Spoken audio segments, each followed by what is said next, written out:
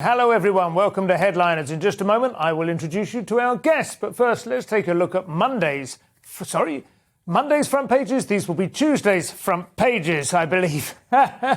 So we start with the Daily Mail, and they have PM's Mr. Brexit kill-off tax hike. That's David Frost, Lord Frost, demanding that April's national insurance hike must be scrapped. I think that's a raise in national insurance rather than a sponsored walk. The Guardian has Johnson faces fresh outrage over birthday party in number 10. There he is standing there, quite obviously holding a birthday cake, but that isn't the scandalous cake. That is one that he was presented with on a perfectly legitimate school visit, 19th of June 2020. Later that same day, he was eating his own cake in a secret room. Disgraceful. Birthday party for PM in first lockdown. That's the Independent. And another story concerning Islamophobia review, which sounds like a bit of a night on the town, doesn't it? No, Islamophobia review ignored by ministers. Tories accused of lacking the political will to fight anti-Muslim hatred. The Financial Times once again test my abilities to pass long, complicated sentences. NATO sends arms to allies for fear of lightning war on Kiev.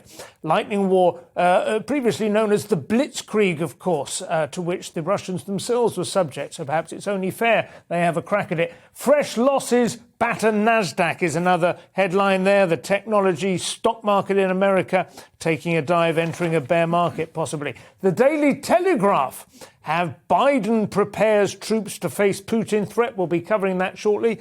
And a young woman there in the snowy wastes has double-hatted in preparation for war.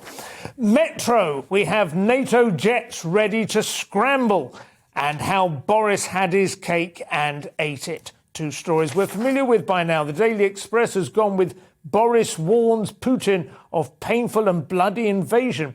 And quite hard to distinguish exactly what that military personnel is wearing there. Looks like quite a natty Palestinian flag, and what appears to be the sort of hazmat gear that they wear in warehouses when they're packaging fresh meat. Anyway, Boris Johnson has warned Vladimir Putin that invading Ukraine will lead to a painful, violent and bloody war. The Times has that same photograph again of Boris Johnson holding the cake. Looks like it might be a coffee flavour with a bit of fruit on the top. Johnson held lockdown birthday party at number 10. Crisis talks over Ukraine as US troops put on alert.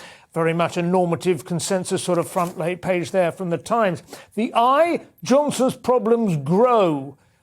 They're trying some sort of innuendo there. Johnson's problems grow with birthday park leak. It's full of innuendo, that. My God, it's disgraceful.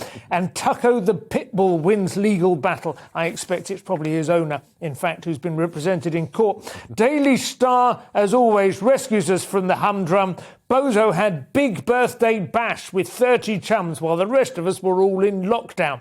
That picture rather confounds that proposition, given that he is accepting it in the playground of a school. And Holden is latex symbol. Amanda Holden has occupied that part of the Daily Star's front page for the last few days. They're obviously in some sort of quite significant deal with her. We'll be going through those very shortly with my guests.